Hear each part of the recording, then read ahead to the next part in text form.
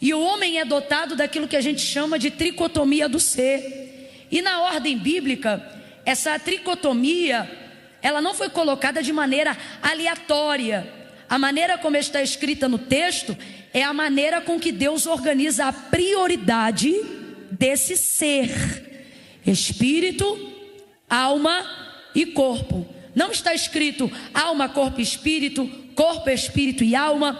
A ordem é exatamente essa: espírito, alma e corpo. Como é que isso funciona? Você primeiro recebe no espírito, o espírito governa sobre a alma e a alma dirige o seu corpo para reagir.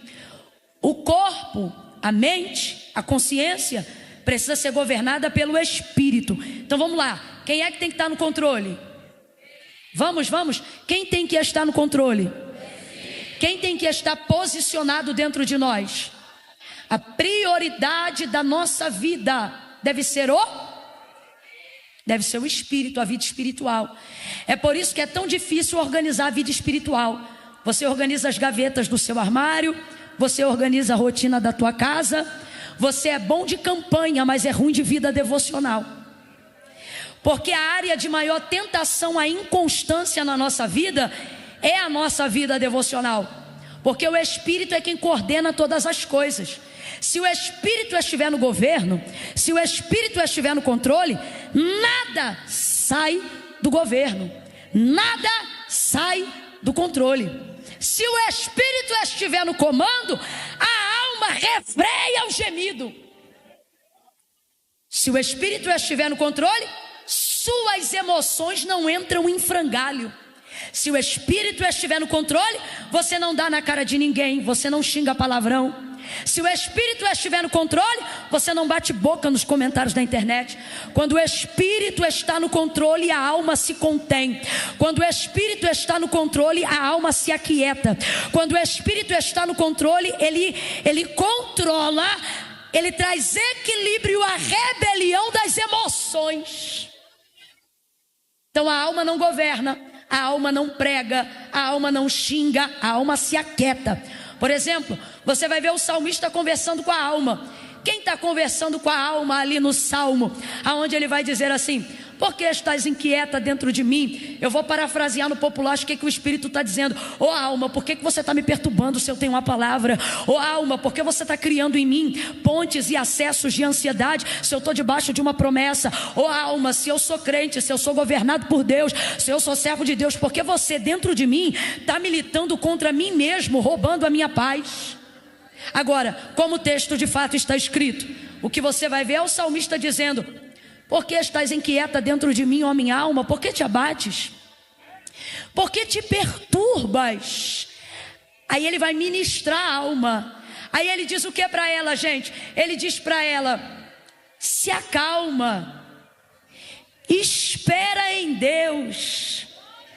Pois ainda, olha ele dando esperança para a alma ansiosa e inquieta. Pois ainda o louvarei.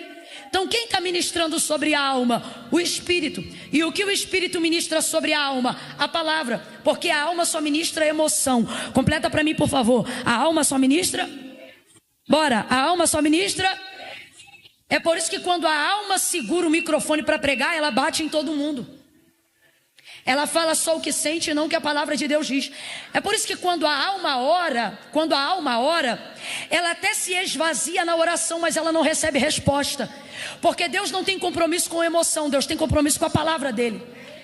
Se você perceber por que as orações dos antigos eram respondidas com tanta agilidade, com tanta pressa, você vai perceber que por mais que eles estivessem esmagados na alma, eles tinham a emoção sob controle, o que dava a eles capacidade de orar a palavra e não orar o que a alma sentia. Vou te dar um exemplo.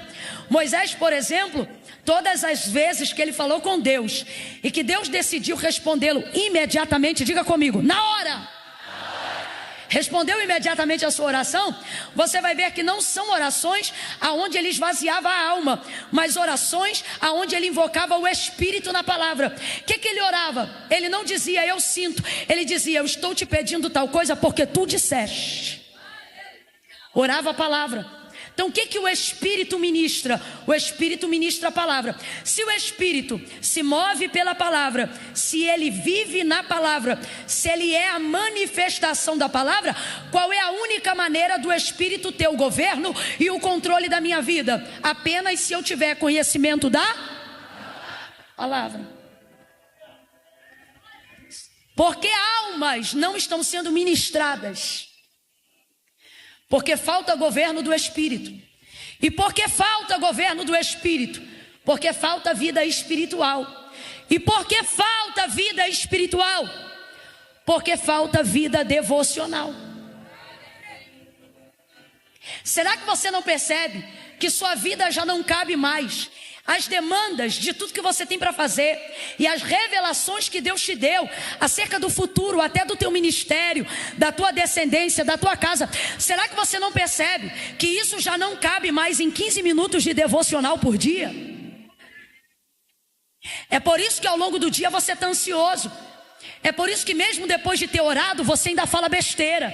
É por isso que mesmo depois de tomar a Santa Ceia, você ainda é perturbado emocionalmente. É por isso que mesmo depois de, ainda que atrelado ao rol de membros de uma igreja, você está descontrolado emocionalmente, porque você quer tirar a vida espiritual da prioridade da sua vida. Agora veja como isso é louco. O que a palavra de Deus vai dizer para a gente sobre Deus? Numa característica intrínseca de quem Deus é. Deus é Espírito. Não é isso que a palavra de Deus diz? Então complete para mim, para eu ter certeza que tu está acompanhando o raciocínio. Deus é... Vamos lá, Deus é... São palavras do próprio Cristo. Deus é Espírito. São palavras dos próprios discípulos. Deus é Espírito. E convém então que todo aquele que o adore, todo aquele que fala com Ele, todo aquele que o deseje, faça isso em